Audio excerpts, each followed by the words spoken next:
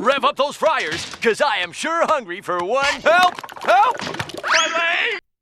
I don't think that could have been a more disappointing outcome or ending to a card as this.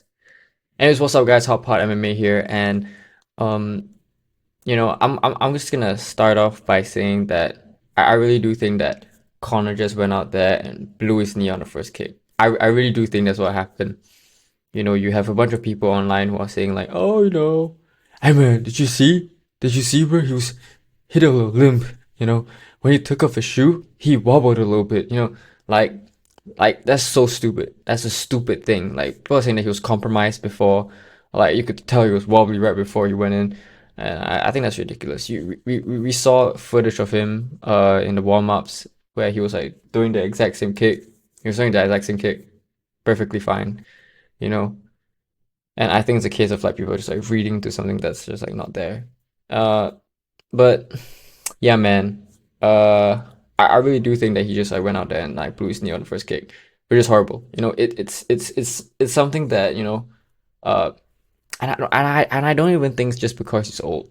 I think Conor has had knee problems in the past before. We also know that he blew his knee out in the first Max Holloway fight. Maybe this is the Max Holloway curse. So and when Conor was saying like, yeah, man, Max isn't gonna lay a glove on me, yeah. This is not what I had in mind. This is not what I thought. And when I said that I did not think the fight was gonna go the distance, this is also not what I thought. I don't think this was any on anyone's bingo card. I, I I just I just don't think anyone foresaw this. I really don't think so.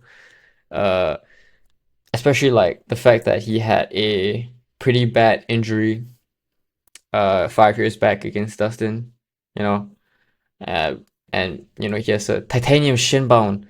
I didn't think this was gonna happen, but yeah, man, and so there's not much to talk about for that fight.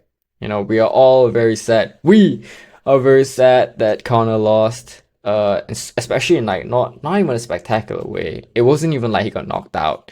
It was such a fluky like sort of like injury, and fuck, I don't know, man. It's very sad. Yeah, especially the fact that we saw this card, and I think that this was genuinely like building up to be one of the best cards this year. Not only because like Conor was on it, but because of just like the bangers of the fights that happened right before.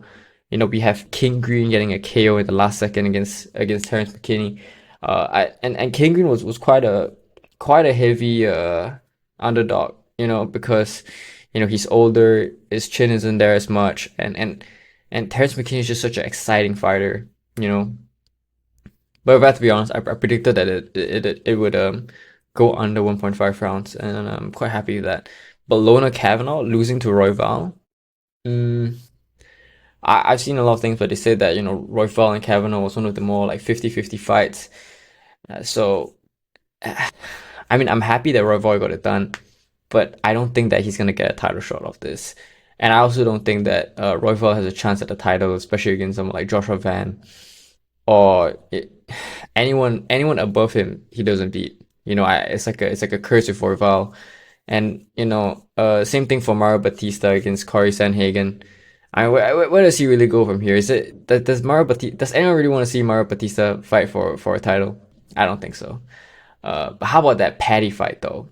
You know, BSD is stupid. BSD is fucking stupid. BSD has like I think I'm convinced that the reason why Michael Chandler and BSD have such bad game planning is because they game plan together, and because they don't speak the same language, they come up with the worst fucking game plan. It's like, yeah, man, we're gonna shoot on Paddy Pimblett in the first round. In the first minute, I'm gonna shoot on Paddy Pimblett and give him my neck straight away.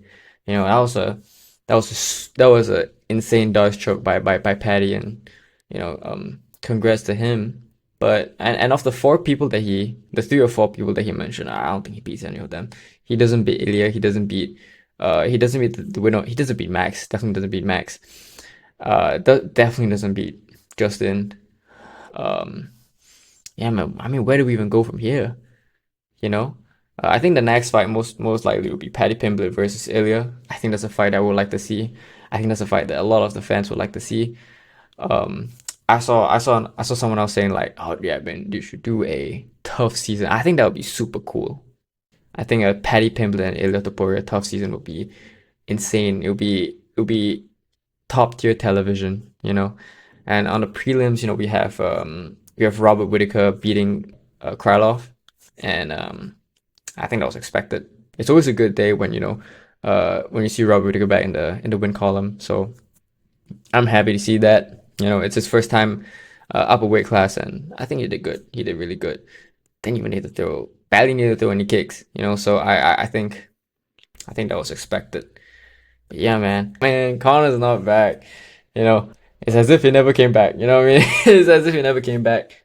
So as far as it goes, like what does Connor do from here? Like what are really his options moving forward? Because I personally think, I think this was such a fluky injury. I think this was such a fluky outcome, and Connor really seems like incredibly distraught over this. So I do hope we see him come back.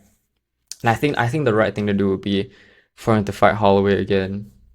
And it's probably gonna be I think it's his last fight in his contract, and I think he will fight out that contract. Anyways, guys, comment down below what you guys think, and subscribe if you guys want to see more Hot Pot MMA. Peace. My foot was a balloon. My foot was a balloon. You want to see it?